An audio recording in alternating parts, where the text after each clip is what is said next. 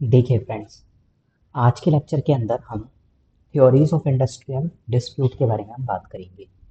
यानी कि industrial dispute की हमारे पास में कौन कौन सी थ्योरीज है उसके बारे में आज के लेक्चर के अंदर हम बात करेंगे। तो चलिए लेक्चर को स्टार्ट करते हैं। देखिए, पहले ना हम इंडस्ट्रियल डिस्प्यूट के बारे में समझ लेते हैं उनकी थ्योरी समझने से पहले कि आपका इंडस्ट्रियल डिस्प्यूट होता क्या है। देखो, अगर कॉमन भाषा के अंदर अगर हम बात करें तो इंडस्ट्रियल डिस्प्यूट का मतलब क्या है कि कोई भी किसी भी प्रकार का डिसएग्रीमेंट या कॉन्फ्लिक्ट, झगड़ा जो एम्प्लॉयर और एम्प्लॉय के बीच में हो रहा है। अब ये झगड़ा क्यों पैदा होता है दो पार्टीज के बीच में? देखो, एम्प्लॉयर क्या कर रहा है, एम्प्लॉयर आपको रोजगार देने का काम कर रहा है और एम्प्लॉय क्या कर रहे हैं, एम्प्लॉय आपकी संस्था के अंदर काम कर रहे हैं। और देखा जाए ना तो दोनों का कहीं ना कहीं इंटरेस्ट दोनों का एक अपोजिट डायरेक्शन के अंदर होता है। यानी कि अगर मैं कहूँ कि जो एम्प्लॉयर है वो ज़्यादा से ज़्यादा प्रॉफिट कमाना चाह रहा है और जो एम्प्लॉय होते हैं वो क्या चाह रहे हैं, अपना वर्क सेटिस्फेक्शन चाह रहे हैं या हायर वेजेस चाह रहे हैं। तो जिसके कारण मॉनेटरी टर्म के अंदर या नॉन मॉनेटरी टर्म के अंदर किसी भी कारण से आपके क्या पैदा हो सकते हैं, कॉन्फ्लिक्ट पैदा हो सकते हैं, झगड़े पैदा हो सकते हैं, वाद विवाद पैदा हो सकते हैं। मतलब विचारों के अंदर थोड़ा सा डिफरेंस आने के कारण कुछ गलत फहमियां पैदा हो जाती है। अब मेरा मतलब कहने का ये नहीं है कि वेजेस के कारण ही या मॉनेटरी फॉर्म के अंदर ही आपके झगड़े पैदा होते हैं। नॉन मॉनेटरी फॉर्म के अंदर भी कई प्रकार से झगड़े पैदा हो सकते हैं। हो सकता है कि आपके अपने एम्प्लॉयर के साथ में आपके मतलब कि आपका कल्चर नहीं मिल रहा है, आपके बिलीव्स नहीं मिल रहे हैं, है ना, आपका इंटरेस्ट नहीं मिल रहा है, आपका बिहेवियर उसके साथ में मैच नहीं खा रहा है। तो ये क्या होगा, आपके नॉन मॉनेटरी टर्म के अंदर आपके साथ में झगड़े पैदा होना लग जाते हैं। कहने का मतलब इंडस्ट्रियल डिस्प्यूट का मतलब क्या है, इंडस्ट्रियल डिस्प्यूट का मतलब है किन्हीं किन्हीं भी कारणों से एम्प्लॉयर और एम्प्लॉय के बीच में वाद विवाद पैदा होना, झगड़ा पैदा होना इंडस्ट्रियल डिस्प्यूट की कैटेगरी के अंदर आता है। अब हम थ्योरीज को पढ़ क्यों रहे हैं? जो मैंने आपको इंडस्ट्रियल डिस्प्यूट के बारे में बताया, हर एक राइटर की, हर एक अपने जो मतलब कि जो विद्वान होते हैं उनका हर चीज को देखने का अपना एक अलग नजरिया होता है।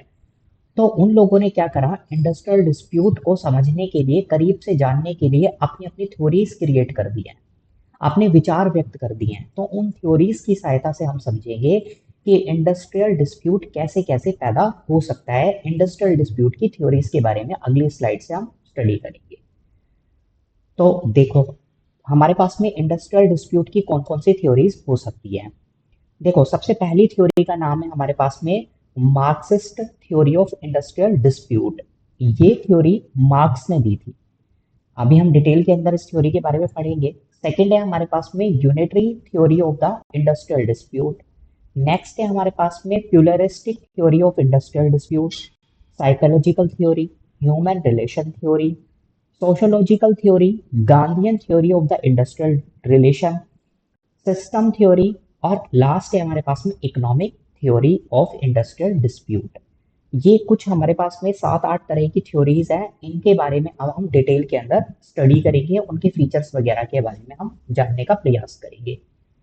तो सबसे पहले हमारे पास में थ्योरी है Marxist theory of industrial dispute. अब देखो, मार्क्स ने इस थ्योरी को दिया था और कार्ल मार्क्स इनका पूरा नाम था। और इस थ्योरी के पीछे उनका आइडिया क्या था, उन्होंने क्या समझा, उन्होंने समझा कि जो इंडस्ट्रियल डिस्प्यूट पैदा होते हैं ना, वो दो ग्रुप के बीच में मतभेद होने के कारण पैदा होते हैं। अब दो ग्रुप कौन से होते हैं, एक होता है हमारे पास में ओनर ग्रुप और एक होता है हमारे पास में वर्कर ग्रुप। ओनर ग्रुप का मतलब है कैपिटलिस्टिक जो बंदा होता है, यानी कि जो बंदा कैपिटल लगा रहा है ना, जो जिसके पास में पैसा होता है, पूंजीपति लोग जो होते हैं। और वो लोग क्या करते हैं, वो हम लोगों को काम देते हैं, हमें एक मतलब कि एम्प्लॉयमेंट प्रोवाइड करवाने का काम करते हैं। तो कैपिटलिस्टिक बंदों के बीच में और एक वर्कर ग्रुप के बीच में जब किसी चीज को लेकर वाद विवाद पैदा हो जाता है तो वो इंडस्ट्रियल डिस्प्यूट का एक रूप धारण कर लेता है। तो इस थ्योरी ने क्या बताया, मार्क्स का क्या विचार था, मार्क्स ने हमें बताया कि जो डिस्प्यूट पैदा होते हैं उनके पीछे दो फैक्टर या दो ग्रुप जिम्मेवार होते हैं। दो ग्रुप में बंटने के कारण आपके पास में ये डिस्प्यूट पैदा होता है। एक होता है हमारे पास में कैपिटलिस्टिक का ग्रुप और एक होता है हमारे पास में वर्कर का ग्रुप। अब इस थ्योरी के हमारे पास में मेन अजम्पशन कौन कौन सी हो सकती है। देखो, अगर इसकी मेन अजम्पशन की अगर हम बात करें तो हमारे पास में कौन कौन सी इसकी मेन अजम्पशन है। फर्स्ट हमारे पास में अजम्पशन है कि सोसाइटी को हमने दो पार्ट के अंदर डिवाइड किया हुआ है, जैसे हमने इसकी डेफिनेशन के अंदर भी पढ़ा है। एक है हमारे पास में कैपिटलिस्टिक क्लास और सेकंड है हमारे पास में वर्किंग क्लास। कैपिटलिस्टिक क्लास की अगर हम बात करें तो कैपिटलिस्टिक क्लास के अंदर आपके पास में आता है हमारे पास में एम्प्लॉयर, और वर्किंग क्लास की अगर हम बात करें तो हमारे पास में आते हैं आपके एम्प्लॉयज या वर्कर। अब डिस्प्यूट पैदा कहाँ होता है, देखो डिस्प्यूट कहाँ पर पैदा होता है कि जैसे कैपिटलिस्टिक जो बंदे हैं, जो आपका एम्प्लॉयर का ग्रुप है, वो क्या करना चाहता है, वो मैक्सिमम प्रॉफिट को अर्न करना चाहता है। पर अगर हम दूसरी तरफ देखें तो दूसरी तरफ जो वर्कर है उसका इंटरेस्ट अपोजिट डायरेक्शन के अंदर है। वो क्या चाह रहे हैं कि हमें, जब आप ज्यादा प्रॉफिट अर्न कर रहे हो तो हमें वेजेस भी ज्यादा मिलनी चाहिए, जबकि एम्प्लॉयर कह रहा है कि मैं आपको वेजेस तो कम दूं पर मैं प्रॉफिट को ज्यादा अर्न करूंगा।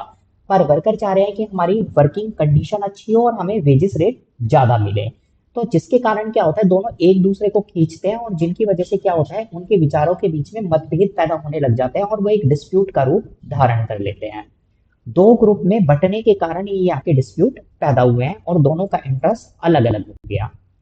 अगली लाइन के अंदर हमें बताया गया है कि जो एम्प्लॉयर और जो एम्प्लॉय है, उनका जो इंटरेस्ट है फंडामेंटली वो क्या है, अपोज्ड है। मतलब कि दोनों एक दूसरे के विपरीत डायरेक्शन के अंदर मूव कर रहे हैं, है ना। कि जैसे एम्प्लॉयर क्या करना चाह रहा है, ज्यादा प्रॉफिट अर्न करना चाह रहा है, कम वेजेस पे करना चाह रहा है, जबकि एम्प्लॉय क्या कह रहे हैं कि हमें ज्यादा वेजेस मिलने चाहिए।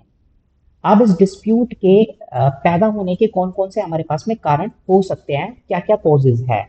सबसे पहला है कि एक्सप्लॉयटेशन ऑफ द लेबर। देखो जो आपका एम्प्लॉयर है वो क्या करना चाहता है, ज्यादा से ज्यादा प्रॉफिट अर्न करना चाहता है और कम से कम वेजेस देना चाह रहा है।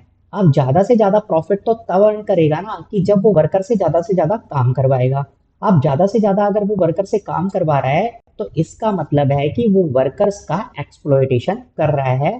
तो इसके अंदर डिस्प्यूट पैदा होने का एक सबसे बड़ा कारण क्या हो सकता है कि इसके अंदर जो लेबर है उसका एक्सप्लॉयटेशन किया जाता है एम्प्लॉयर के थ्रू। नेक्स्ट है हमारा unequal distribution of the wealth. इसके अंदर जो वेल्थ है, जो संपत्ति है, जो संपदा है ना, जो पैसा है, उसका बंटवारा अनइक्वल तरीके से है।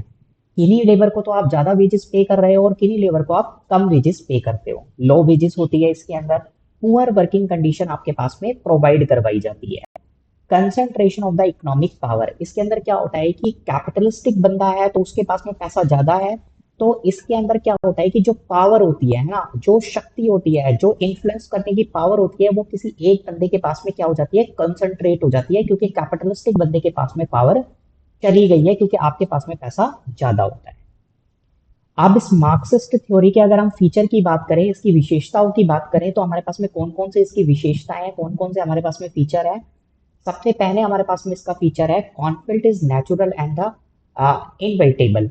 जो आपके कॉन्फ्लिक्ट होते हैं वो नेचुरल है। देखो हर एक ह्यूमन बीइंग का नेचर यही तो होता है ना कि मेरा प्रॉफिट ज्यादा हो जाए और सामने वाले बंदे को मैं कम पे करूं। तो इसका मतलब डिस्प्यूट होना इसके अंदर ये तो नेचुरल ही है। तो इस थ्योरी के अकॉर्डिंग कॉन्फ्लिक्ट नेचुरल तरीके से ही हो रहा है। नेक्स्ट है हमारे पास में अगला, अगर हम इसके फीचर की बात करें तो trade union are instrument of the worker struggle. जो आपके पास में ट्रेड यूनियन है वो एक तरीके का इंस्ट्रूमेंट है, एक तरीके का औजार है वर्कर के स्ट्रगल करने के लिए। यहाँ पर बस ट्रेड यूनियन ही बचती है, अगर उनके साथ में गलत हो रहा है तो ट्रेड यूनियन का सहारा लिया जाता है। बट यहाँ पर क्या है कि एक विशेषता दूसरी ये भी दे दी कि यहाँ पर जो आप कलेक्टिव बार्गेनिंग करोगे, एम्प्लॉयर और एम्प्लॉय आपस में मिलकर जो बातचीत करेंगे, वो कोई परमानेंट सॉल्यूशन नहीं है। कुछ टाइम तक तो ये आपका ठीक कर सकता है आपकी सिचुएशन को, पर कुछ टाइम के बाद में दोबारा से ही, क्योंकि आपकी नेचर के अंदर है चीज, क्योंकि आप ह्यूमन बीइंग हो तो आप अपना ज्यादा प्रॉफिट चाह रहे हो। तो कुछ टाइम के बाद में आपने जो नेगोशिएशन किया है एम्प्लॉयर ने और एम्प्लॉय ने जो नेगोशिएशन किया है वो टेम्परेरी सॉल्यूशन है। कुछ टाइम के बाद में दोबारा से आपकी वही सिचुएशन आपकी क्रिएट हो जाएगी डिस्प्यूट वाली। नेक्स्ट है आपका industrial peace is difficult under the capitalism. Capitalism economy के अंदर इंडस्ट्रियल पीस आना बड़ा डिफिकल्ट है, क्योंकि कैपिटलिस्टिक बंदों के पास में पावर कंसेंट्रेट हो जाती है, उनके पास में पैसा ज्यादा होता है तो वो अपने आप को पूंजीपति समझते हैं, पैसे वाला समझते हैं, तो उसके पास में पावर क्या होती है, कंसेंट्रेट हो जाती है, तो झगड़े तो होते ही है। नेक्स्ट अगर हम थ्योरी की बात करें तो अगला हमारे पास में थ्योरी है unitary theory of the industrial dispute. देखो अब इस थ्योरी के आपके नाम से ही पता चल रहा है, यूनिटरी। यूनिटरी का मतलब यूनिट, यूनिट का मतलब क्या है, यूनिट का मतलब होता है एक, है ना, यानी कि इंटीग्रेटेड। इसके अंदर क्या होता है कि इस थ्योरी के अंदर डिस्प्यूट का जो देखा गया है, वो डिस्प्यूट क्यों देखा गया है, वैसे तो इस थ्योरी के अंदर ये देखा जाता है कि इस अप्रोच के अकॉर्डिंग ये माना जाता है कि जो आपके एम्प्लॉयर और एम्प्लॉय होते हैं, दोनों के कॉमन गोल होते हैं, यानी कि मैनेजमेंट के और वर्कर के कुछ कॉमन ऑब्जेक्टिव्स होते हैं, कुछ कॉमन गोल होते हैं। वो उन कॉमन गोल को अचीव करने के लिए साथ में रहते हुए काम करते हैं। बट जब इन कॉमन गोल को लेकर जब आपके झगड़े हो जाते हैं, जब इन कॉमन गोल को लेके किसी प्रकार की कोई मिसअंडरस्टैंडिंग हो जाती है, कम्युनिकेशन गैप पैदा हो जाते हैं, तो आपके इंडस्ट्रियल डिस्प्यूट पैदा होने लग जाते हैं। इंडिविजुअल इंटरेस्ट की बात नहीं कर रहे यहाँ पर, ये माना जाता है कि आपकी एक जो वर्कर होते हैं और आपके जो एम्प्लॉयर होते हैं, जो आपकी मैनेजमेंट होती है, वो दोनों मिलकर एक होता है, मतलब कि वो एक यूनिट होती है, यानी वो आपस में मिलकर काम करते हैं और कॉमन गोल को अचीव करने के लिए काम करते हैं। पर कई बार हमारे पास में ऐसी सिचुएशन देखने को मिलती है कि ये जो कॉमन गोल है, इनको लेकर हमारे पास में कुछ झगड़े पैदा हो जाते हैं, डिस्प्यूट्स पैदा हो जाते हैं। अब इस थ्योरी की मेन अजम्पशंस क्या है, इस थ्योरी की मेन अजम्पशन है कि आपकी जो ऑर्गेनाइजेशन है, वो एक फैमिली की तरह है ना। फैमिली की तरह होने का मतलब है कि मैनेजमेंट और वर्कर का ग्रुप दोनों एक मिलकर काम करेंगे, क्योंकि उनका अल्टीमेटली, अभी बेशक गोल अलग अलग है, इंडिविजुअल गोल अलग अलग है, पर अल्टीमेटली आप कॉमन गोल की तरफ ही बढ़ रहे हो, आपका मेन ऑब्जेक्टिव कॉमन गोल को अचीव करना ही है। नेक्स्ट है हमारे पास में, अगर हम सेकेंड अजम्पशन की बात करें, एम्प्लॉयर और एम्प्लॉय के जो है कॉमन इंटरेस्ट होते हैं, ये मैंने आपको पहले ही बता दिया।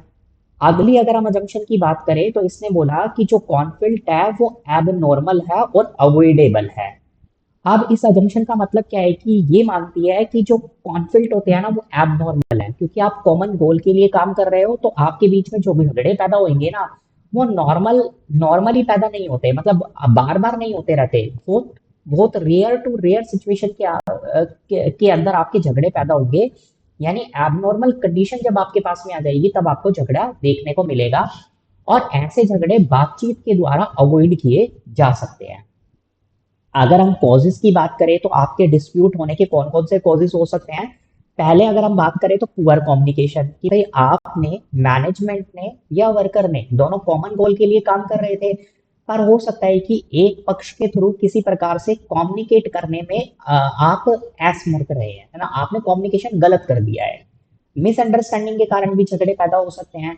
आपकी जो मैनेजमेंट है, उसने लीडरशिप का गुण नहीं है, उसने लीड सही ढंग से नहीं किया अपने वर्कर्स को, जिसके कारण क्या होते हैं, झगड़े पैदा हो सकते हैं। कुछ एक्सटर्नल फोर्सेस होते हैं जिनके कारण भी झगड़े पैदा होते हैं। जैसे एक्सटर्नल फोर्सेस की बात करें, तो जैसे ट्रेड यूनियन। ट्रेड यूनियन क्या करती है, वर्कर्स वगैरह को थोड़ा इन्फ्लुएंस कर देती है कि भाई आप ज्यादा वेजेस वगैरह मांगो, है ना, आपके उनके गोल को इन्फ्लुएंस कर देती है, जिसके कारण क्या होता है, झगड़े पैदा होने लग जाते हैं। अगर यूनिटरी थ्योरी की, अगर हम फीचर्स की बात करें, तो यूनिटरी थ्योरी के कौन कौन से फीचर हो सकते हैं, टीम वर्क, कि भाई आपकी जो वर्कर है और मैनेजमेंट है, एक टीम की तरह आपके काम करती है। जो वर्कर होते हैं वो लॉयल होते हैं ऑर्गेनाइजेशन के प्रति।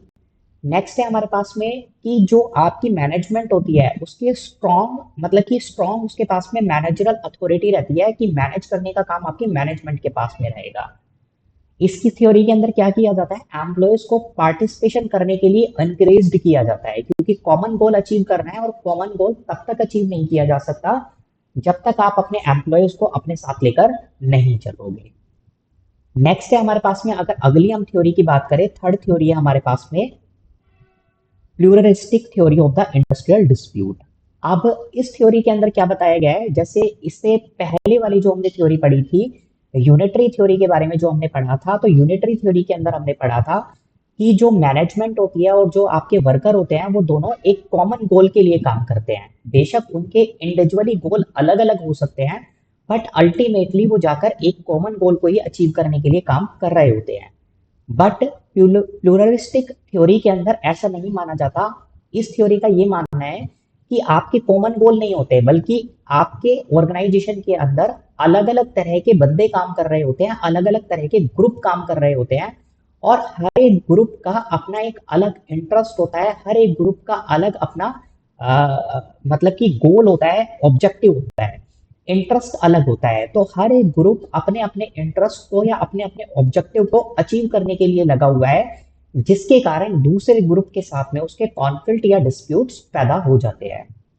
अब इसका मेन अजम्पशन की अगर हम बात करें तो मेन अजम्पशन इसकी कौन कौन सी है? Conflict is natural. जो आपके कॉन्फ्लिक्ट होते हैं वो नेचुरल है, इससे बचा नहीं जा सकता। कैसे नेचुरल है? देखो, ये बात तो सही है कि आपके ऑर्गेनाइजेशन के अंदर अलग अलग ग्रुप बन जाते हैं और हर एक ग्रुप अपना अपने ऑब्जेक्टिव को अचीव करने के लिए लगा हुआ होता है। हर एक ग्रुप के अपने इंडिविजुअल ऑब्जेक्टिव्स बन जाते हैं। तो ये तो हमारे नेचर के अंदर ही है ना? तो कॉन्फ्लिक्ट होना नेचुरल प्रोसेस है। नेक्स्ट है हमारा कि एम्प्लॉयर और एम्प्लॉय के अपने अलग अलग डिफरेंट डिफरेंट गोल हो सकते हैं। जैसे एम्प्लॉयर कहता है कि मेरे को प्रॉफिट बढ़ाना है, ये मेरा गोल है, जबकि एम्प्लॉयज क्या बोल रहे हैं कि मेरे को अपना वेजेस को बढ़ाना है, ये मेरा गोल है।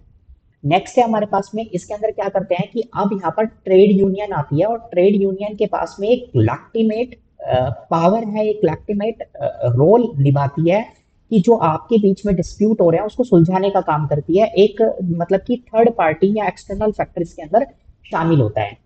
कलेक्टिव बार्गेनिंग का इसके अंदर होना बहुत जरूरी है, क्योंकि दोनों के गोल अलग अलग हो गए जबकि दोनों एक सिस्टम का पार्ट है। अब दोनों को आपस में मिलाकर जब तक बातचीत नहीं कराई जाएगी, यानी कि कलेक्टिव बार्गेनिंग नहीं कराई जाएगी, तब तक सॉल्यूशन पैदा नहीं हो सकता। अब इस थ्योरी के अंदर कौन कौन से डिस्प्यूट के कोजेज हो सकते हैं? फर्स्ट है हमारे पास में इंटरेस्ट के अंदर डिफरेंसेस पैदा हो जाते हैं। जैसे इसके अंदर वैसे तो दो ग्रुप आपस में अलग अलग गोल के लिए जा रहे थे, अलग अलग गोल पैदा हो गए हैं, पर कहीं ना कहीं ऐसा होता है कि वो दोनों गोल हो सकता है कि इन फ्यूचर जाकर एक हो जाए, पर स्टार्टिंग से ही उनके इंटरेस्ट अलग है। तो इंटरेस्ट अलग होने के कारण भी आपका ये डिस्प्यूट पैदा होने लग जाता है। वेजेस नेगोशिएशन के कारण ये डिस्प्यूट पैदा होते हैं। वर्किंग कंडीशन अगर आप वर्कर को सही नहीं दे रहे तो उसके कारण भी आपके ग्रुप बनने लग जाते हैं और उसके कारण ये झगड़े पैदा होते हैं। नेक्स्ट है हमारे पास में features of the pluralistic theory. इस थ्योरी के कुछ फीचर है। क्या है? पहला फीचर की अगर हम बात करें, acceptance of the multiple power centre. इसके अंदर क्या होता है कि मल्टीपल पावर सेंटर होते हैं। मल्टीपल पावर सेंटर का मतलब क्या है कि मैंने आपको बताया कि आपके वर्कर के और आपके एम्प्लॉयर के अपने अलग अलग ग्रुप बन जाते हैं। अब वर्कर के अंदर ही अगर चार ग्रुप बन गए तो चार आपके पास में पावर सेंटर हो गए हैं। तो यहाँ पर मल्टीपल पावर सेंटर आपके काम करते हैं। इसके अंदर ट्रेड यूनियन के बिना काम नहीं किया जा सकता। ट्रेड यूनियन को एक अलग पहचान यहाँ पर मिलती है। ट्रेड यूनियन का एक महत्वपूर्ण रोल आपको यहाँ पर देखने को मिलता है। कलेक्टिव बार्गेनिंग एक बहुत अच्छा साधन है यहाँ पर डिस्प्यूट को रिजोल्व करने के लिए। यहाँ पर जो काम होता है वो शेयर डिसीजन मेकिंग से होता है। आपस में बातचीत करो, आपस में किसी चीज का सॉल्यूशन निकालो और आपस में काम करो। नेक्स्ट अगर हम थ्योरी की बात करें तो अगली हमारे पास में थ्योरी है साइकोलॉजिकल थ्योरी। साइकोलॉजिकल थ्योरी का मतलब है माइंड, है ना? मतलब माइंड के थ्रू ये डिस्प्यूट पैदा हो रहे हैं। माइंड का मतलब हमारे यहाँ पर क्या है कि ह्यूमन बिहेवियर, इमोशंस अलग होने के कारण, एटीट्यूड अलग होने के कारण, परसेप्शंस अलग होने के कारण, मतलब जो इंटरनल फीलिंग्स के कारण आपको जो डिस्प्यूट्स देखने को मिल रहे हैं वो साइकोलॉजिकल थ्योरी के अंदर आता है। बिहेवियर बिहेवियर आपका अलग है, ह्यूमन बिहेवियर अलग अलग हो सकता है, क्योंकि अलग अलग नेचर के लोग काम कर रहे हैं। तो डेफिनेटली उनका बिहेवियर भी आपको अलग अलग देखने को मिलेगा, जिसके कारण आपके डिस्प्यूट्स पैदा होते हैं। इमोशंस, अलग अलग इमोशंस के लोग होते हैं। एटीट्यूड अलग अलग होता है, परसेप्शन अलग अलग होती है, नजरिया देखने का अलग अलग होता है, जिसके कारण आपके डिस्प्यूट्स पैदा होते हैं। अगर हम इसकी अजम्पशंस की बात करें तो इस थ्योरी की कौन कौन सी अजम्पशंस है? फर्स्ट अजम्पशन की अगर हम बात करें तो जो वर्कर होता है वो आपका साइकोलॉजिकल फैक्टर से इन्फ्लुएंस्ड होता है, कि उसका बिहेवियर उसके ऊपर इम्पैक्ट डालता है, उसके इमोशंस उसके ऊपर इम्पैक्ट डालते हैं, उसके एटीट्यूड उसका उसके ऊपर इम्पैक्ट डालता है, उसकी परसेप्शन उसके ऊपर असर डालती है ना? ये सारे किसके अंदर आते हैं? आपके साइकोलॉजिकल फैक्टर्स के अंदर आते हैं। नेक्स्ट है हमारा हमारे पास में अगले, अगर हम अजम्पशन की बात करें तो अगली है हमारे पास में satisfaction and the motivation affect the work place relation. आपका जॉब के प्रति सेटिस्फैक्शन और आपका मोटिवेशन, कि आप कितने मोटिवेटेड हो आप अपने काम के लिए, आप अपने वर्क प्लेस के लिए, और आप अपने वर्क प्लेस से, आप अपने जॉब से कितने सेटिस्फाई हो, ये आपके इंडस्ट्रियल डिस्प्यूट के ऊपर या आपके बिहेवियर के ऊपर असर डालता है। नेक्स्ट है हमारे पास में कॉजेज कौन कौन से हो सकते हैं इस डिस्प्यूट के? फ्रस्ट्रेशन, है ना? नेक्स्ट है हमारे पास में आप जॉब से सेटिस्फाई नहीं हो, ये भी कारण हो सकता है। आपको कोई पहचान नहीं मिल पा रही, आप करे जा रहे हो, काम करे जा रहे हो आपको, पर आपका एम्प्लॉयर को इसी प्रकार का कोई पहचान ही नहीं दे रहा। आप फ्रस्ट्रेट हो जाओगे अपनी जॉब से। पुअर मोरल, आपका जो मोरल लेवल है वो क्या हो रहा है, डाउन हो रहा है, इसके कारण डिस्प्यूट पैदा हो गया, आप फ्रस्ट्रेटेड हो गए, है ना, आप गुस्सा निकालोगे जॉब के लिए, अपने बॉस के लिए। स्ट्रेस एंड इनसिक्योरिटी, आप स्ट्रेस के अंदर जाओगे, आप इनसिक्योर फील करोगे कि भाई मेरे को जॉब से कभी भी निकाला जा सकता है, आपके मन के अंदर डर है, फीलिंग्स आ रही है। तो ये आपके कारण हो सकते हैं साइकोलॉजिकल थ्योरी के अंदर इंडस्ट्रियल डिस्प्यूट के। अगर हम इस थ्योरी के फीचर्स की बात करें तो हमारे पास में इसके तीन फीचर हो सकते हैं। फर्स्ट है हमारे पास में कि इसके अंदर क्या किया जाता है, इंडिविजुअल बिहेवियर के ऊपर फोकस किया जाता है। अब यहाँ पर ग्रुप बिहेवियर को तो एनालिसिस करना काफी ज्यादा कठिन है, क्योंकि हर एक इंडिविजुअल का अलग बिहेवियर होता है। तो हम ग्रुप के अंदर पता नहीं कर सकते किसी बंदे का बिहेवियर, तो हम क्या करते हैं, उसके इंडिविजुअल बिहेवियर को स्टडी करते हैं। नेक्स्ट है हमारा कि एम्प्लॉयज एम्प्लॉयज का जो मोटिवेशन है वो उसको बहुत ज्यादा इफेक्ट करता है इस थ्योरी के अंदर। ये क्या करता है कि आपकी इमोशंस को भी कंसिडर करने का काम करता है, यानी कि आपकी इनर फीलिंग क्या कह रही है उसको भी कंसिडर करता है साइकोलॉजिकल थ्योरी। नेक्स्ट है हमारे पास में ह्यूमन रिलेशन थ्योरी। अब ह्यूमन रिलेशन थ्योरी क्या बोलती है, ह्यूमन रिलेशन थ्योरी बोलती है कि जैसे ना ह्यूमन क्या है, एक सोशल प्राणी है। और वो क्या करते हैं कि वो जब एक वर्क प्लेस के ऊपर काम कर रहे होते हैं तो वो दूसरे लोगों के कांटेक्ट में आते हैं, जो आसपास में लोग काम कर रहे होते हैं, और उसके उनके उनके साथ में क्या बनता है, उनका रिलेशन बन जाता है। उनके साथ में वो सोशल हो जाते हैं, और उनके साथ में उनकी दोस्ती हो जाती है वर्क प्लेस के ऊपर। तो ये थ्योरी क्या फोकस करती है कि आपस में लोगों का एक दूसरे के साथ में रिलेशन बनना, वर्क प्लेस के ऊपर दोस्ती होना, रिलेशनशिप होने को कंसिडर किया जाता है इस थ्योरी के अंदर। अब इसके अंदर मेन अजम्पशंस क्या क्या हो सकती है कि जो एम्प्लॉय होता है वो क्या देखता है वर्क प्लेस के ऊपर जाकर, वो कहता है कि भाई मेरे सोशल रिलेशनशिप्स होने चाहिए, मैं यहाँ पर एक दूसरे के साथ में बातचीत करूँ और लोग मेरे साथ में अच्छे से बातचीत करें। यहाँ पर अलग अलग इनफॉर्मल ग्रुप क्रिएट हो जाते हैं, और वो इनफॉर्मल ग्रुप क्या करते हैं, एम्प्लॉय के बिहेवियर को इम्पैक्ट करते हैं, एम्प्लॉय के बिहेवियर के ऊपर असर डालते हैं। इसके अंदर क्या होता है कि आपके गुड इंटरपर्सनल रिलेशंस बन जाते हैं, एक पर्सन का दूसरे पर्सन के साथ में एक अच्छा रिलेशन बन जाता है, जिसके कारण डिस्प्यूट आपके रिड्यूस होने के चांसेस रहते हैं। ये इस थ्योरी की मेन अजम्पशन है। बट इस थ्योरी के अंदर आपके जो डिस्प्यूट है उसके पैदा होने के कौन कौन से कारण है। फर्स्ट अगर मैं कारण की बात करें तो पुअर कम्युनिकेशन है, कि भाई आपस में बातचीत जो हो रही है वो आपके कम्युनिकेशन, मतलब आपने एक दूसरे के साथ में दोस्ती कर ली, आपके रिलेशन बन गए, ह्यूमन बीइंग के साथ में आप काम कर रहे हो, बट आपने जो कम्युनिकेट किया वो आप जिस भाषा के अंदर बात कर रहे थे या जिस कंटेस्ट के अंदर आप बताना चाह रहे थे, सामने वाले बंदे ने उसे उस कंटेस्ट के अंदर नहीं समझा। एम्प्लॉय के पार्टिसिपेशन का इसमें कमी पाई जाती है, जिसके कारण डिस्प्यूट पैदा हो सकते हैं। आपका एम्प्लॉयर आपके एम्प्लॉय को ठीक ढंग से लीड नहीं कर रहा, उसके अंदर लीडरशिप की क्वालिटी नहीं है, इस कारण भी आपके डिस्प्यूट्स पैदा हो सकते हैं। अब ह्यूमन रिलेशन की अगर हम फीचर्स की बात करें तो कौन कौन से फीचर हो सकते हैं। फर्स्ट है हमारे पास में इसके अंदर टीम वर्क के ऊपर फोकस किया जाता है, क्योंकि ह्यूमन बीइंग क्या करता है, एक रिलेशनशिप बना लेता है, लोगों के साथ में ग्रुप क्रिएट कर लेता है, और वो ग्रुप अपने टीम का काम करते हैं। एम्प्लॉय के वेलफेयर प्रोग्राम की तरफ यहाँ पर ध्यान दिया जाता है। पार्टिसिपेटिव मैनेजमेंट को लिया जाता है, आपके जो एम्प्लॉयज हैं उनको मैनेजमेंट के डिसीजन के अंदर पार्टिसिपेट करवाया जाता है, पर ये नहीं है कि उनकी बात को मान लिया ही जाएगा, ओपन कम्युनिकेशन इसके अंदर किया जाता है।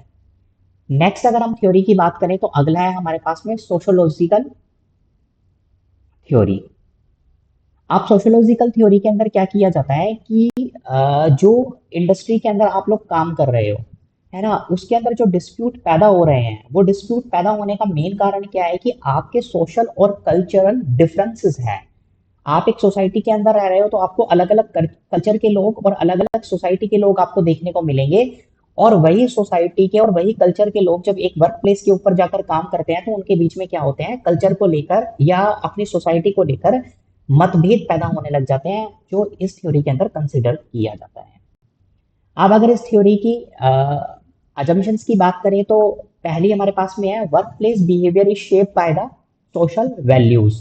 आपका जो वर्क प्लेस है ना, वर्क प्लेस के ऊपर जो बिहेवियर किया जा रहा है, जो बिहेव किया जाता है, एम्प्लॉयज जो काम कर रहे हैं, आप मतलब उनका जो एटीट्यूड देखने को मिल रहा है, वो सोशल वैल्यूज के कारण आपको देखने को मिल रहा है। नेक्स्ट है हमारा कि industrial relation reflect the social condition. जो इंडस्ट्रियल रिलेशन है वो आपके सोशल कंडीशन के थ्रू रिफ्लेक्ट होते हैं। जितनी अच्छी सोशल कंडीशन रहेगी, जितने अच्छे ग्रुप वहां पर बने हुए होंगे, जितनी अच्छी सोसाइटी रहेगी, इंडस्ट्रियल रिलेशन भी उतने ज्यादा अच्छे रहेंगे। अब सोशोलॉजिकल थ्योरी के अकॉर्डिंग आपके डिस्प्यूट पैदा होने के कौन कौन से कारण हो सकते हैं? Social injustice. भाई, आपका एम्प्लॉयर या कोई भी एम्प्लॉय किसी दूसरे बंदे के साथ में सोशल इनजस्टिस कर रहा है, मतलब उसको हीन समझ रहा है, उसको कम समझ रहा है, जिसके कारण क्या होते हैं? झगड़े पैदा होते हैं। कल्चरल डिफरेंसेस के कारण पैदा होते हैं। जैसे कल्चरल डिफरेंस का मतलब जिस जैसे कि मान के चलो कि हम लोगों का नॉनवेज खाना कॉमन है और आपका नॉनवेज खाना कॉमन नहीं है, तो जिसके कारण क्या हो रहा है? दो कल्चर के लोग अलग अलग मिल गए हैं, तो कल्चरल डिफरेंस होने के कारण क्या हो गए हैं? आप नॉनवेज नहीं खाना चाह रहे पर वो आपके सामने नॉनवेज खा रहा है, उसके कारण क्या हो गए हैं? आपके झगड़े पैदा हो गए हैं कल्चरल डिफरेंसेस के कारण। नेक्स्ट है हमारे पास में स्टेटस इनइक्वालिटीज के कारण झगड़े पैदा होते हैं। कम्युनिटी इन्फ्लुएंस के कारण, कम्युनिटी मतलब कि आप हायर सोसाइटी से आ रहे हो, आपके साथ में काम कर रहा है वो थोड़ा लोअर सोसाइटी से आ रहा है, जिसके कारण झगड़े पैदा होते हैं। अगर इसके फीचर्स की बात करें तो सोशोलॉजिकल थ्योरी के कुछ फीचर है। इसके अंदर हम ग्रुप बिहेवियर को स्टडी करते हैं, जबकि आपने पहले वाली थ्योरी के अंदर देखा होगा तो उसके अंदर हम क्या करते थे? ह्यूमन रिलेशन थ्योरी के अंदर और उससे पहले वाली थ्योरी के अंदर अगर हम बात करें तो इसके अंदर साइकोलॉजिकल थ्योरी की अगर हम बात करें तो साइकोलॉजिकल थ्योरी के अंदर हम इंडिविजुअल बिहेवियर की हम बात करते हैं। सोशोलॉजिकल थ्योरी के अंदर हम टीम बिहेवियर की बात करते हैं, ग्रुप बिहेवियर को स्टडी करने का काम करते हैं। इसके अंदर हम सोसाइटी के ऊपर या सोशल इंस्टीट्यूशन के ऊपर हम फोकस करने के ऊपर ध्यान देते हैं। नेक्स्ट अगर हम थ्योरी की बात करें तो अगली हमारे पास में थ्योरी है Gandhian theory of the industrial relation. अब गांधीयन थ्योरी क्या बोलती है? ये गांधी जी से ली गई है। गांधी जी के नाम के अंदर क्या आता है? अहिंसा, है ना? अहिंसा परमो धर्मा। मतलब कहने का मतलब जो अहिंसा है, जो झगड़े वगैरह है, इसके अंदर नॉन वायलेंस को प्रायोरिटी दी जाती है कि झगड़े वगैरह मत करो, ट्रुथ के प्रिंसिपल के ऊपर काम करो, एक दूसरे का सपोर्ट करो और एक दूसरे के ऊपर विश्वास बिल्ड करके चलो।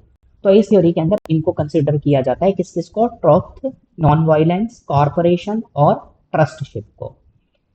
अब अगर हम इसके अजम्पशन की अगर हम बात करें तो एम्प्लॉयर एम्प्लॉयज दोनों पार्टनर हैं, दोनों एक दूसरे के कॉपरेट करते हैं, दोनों एक दूसरे के साथ मिलकर काम करते हैं। इंडस्ट्रियल पीस को कॉपरेशन के थ्रू अचीव किया जा सकता है, ये इसकी अजम्पशन है कि भाई आप अगर आपने उद्योगों के अंदर, अपनी इंडस्ट्री के अंदर अगर शांति चाह रहे हो तो आपस में एक दूसरे का कॉर्पोरेट करो और कॉर्पोरेशन से, अहिंसा से, आपस में एक दूसरे का साथ देने से ये डिस्प्यूट सॉल्व हो सकते हैं। कॉन्फ्लिक्ट से अगर बचा जाना है तो डायलॉग से बचा जा सकता है, बातचीत से बचा जा सकता है। बातचीत करो तो बातचीत से हर किसी चीज का रास्ता निकल जाएगा। कॉजेस क्या हो सकते हैं डिस्प्यूट के? कि आपका ट्रस्ट नहीं है आपके ओनर के ऊपर या ओनर का आपके एम्प्लॉय के ऊपर। आपका एम्प्लॉयर आपका एक्सप्लॉयटेशन कर रहा है, आपने जो कम्युनिकेशन किया है वो आपका फेल हो गया है, तो उसके कारण क्या हो रहा है? आपके डिस्प्यूट्स पैदा हो रहे हैं। अगर हम गांधीयन थ्योरी के कुछ फीचर्स की बात करें तो कौन कौन से हमारे पास में? नॉन वायलेंट मेथड है। आपको झगड़े वगैरह नहीं करने, आप बातचीत करो, बैठकर आप कोई रास्ता निकालो, है ना? आप एक दूसरे के ऊपर भरोसा करो, कॉर्पोरेट करो और उससे आपकी समस्या का समाधान निकल जाएगा।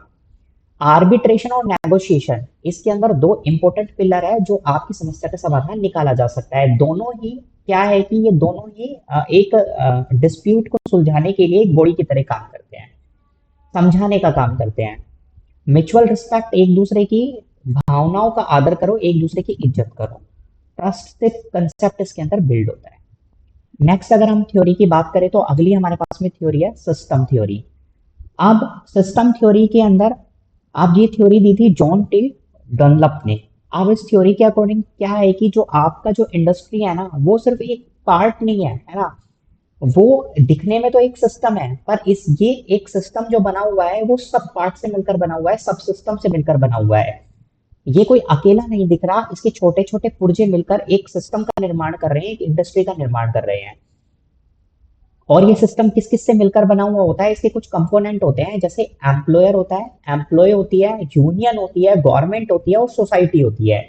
ये सारे मिलकर एक सिस्टम की तरह काम करते हैं और इंडस्ट्री का या आपके इंस्टीट्यूशन का निर्माण करते हैं। आप सिस्टम थ्योरी के अकॉर्डिंग इसके कौन कौन से कंपोनेंट हो सकते हैं? एक्टर, एक्टर्स का मतलब है एक्ट करने वाला, है ना? काम करने वाले कौन होते हैं इसमें? मैनेजमेंट, वर्कर और गवर्नमेंट एजेंसी। कॉन्टेक्स्ट के अंदर हमारे पास में आती है टेक्नोलॉजी, मार्केट कंडीशन और डिस्ट्रीब्यूशन ऑफ द पावर। अगर हम रूल की बात करें तो लेबर लॉज, एग्रीमेंट और ऑर्गेनाइजेशनल पॉलिसीज, ये सारे मिलकर एक सिस्टम का रूप ले लेते हैं और ये सब सिस्टम है सारे के सारे। जैसे आपके पास में एक्टर हो गया, कंटेक्स्ट हो गया और रूल हो गया, ये मिलकर क्या करते हैं, आपकी एक इंडस्ट्री का निर्माण करते हैं। अब इसके अंदर डिस्प्यूट होने के कारण क्या हो सकते हैं कि भाई आपका कम्युनिकेशन ब्रेक डाउन हो गया, आपने रूल बनाए हैं, वो आधा अधूरा आपके एम्प्लॉयर या एम्प्लॉय के पास में पहुंचा है, आपके रूल बनाए हुए फेल हो गए हैं, आपका एनवायरनमेंट चेंज हो गया है ना। आपका एनवायरनमेंट चेंज होने का मतलब आपने जो रूल बनाए थे वो उस एनवायरनमेंट के अकॉर्डिंग बनाए थे, पर आपका अब एनवायरनमेंट आपका चेंज हो गया, जिसके कारण डिस्प्यूट पैदा हो जाएगा। पावर इनबैलेंस हो जाए, मतलब किसी को आपने ज्यादा पावर दे दिया और किसी को कम पावर दे दिया, तो अपनी पावर का गलत यूज करेगा। नेक्स्ट अगर हम थ्योरी की बात करें तो अगली हमारे पास में है इकोनॉमिक थ्योरी। अब इकोनॉमिक थ्योरी का मतलब क्या है कि जो पैसे से रिलेटेड है, मतलब यहाँ पर जो इन टर्म अगर हम बात करें तो मॉनेटरी फॉर्म के अंदर जो झगड़े पैदा हो रहे हैं, जैसे एम्प्लॉय चाह रहा है कि भाई मेरे को मॉनेटरी टर्म के अंदर ज्यादा मिलना चाहिए, जबकि आपका एम्प्लॉयर क्या कह रहा है कि भाई मॉनेटरी टर्म के अंदर हम इनको कम पे करेंगे। तो इसके कारण क्या होता है, आपके झगड़े पैदा हो जाते हैं। मतलब मेन कंसंट्रेट इसके अंदर क्या है कि भाई आपका मनी है, करेंसी है, कंसिडरेशन है। मेन अजम्पशन क्या है कि वर्कर क्या करते हैं कि वो हायर वेजेस की तरफ बढ़ते हैं, जबकि एम्प्लॉयर क्या करता है कि लेबर कॉस्ट को कम करना चाह रहे हैं।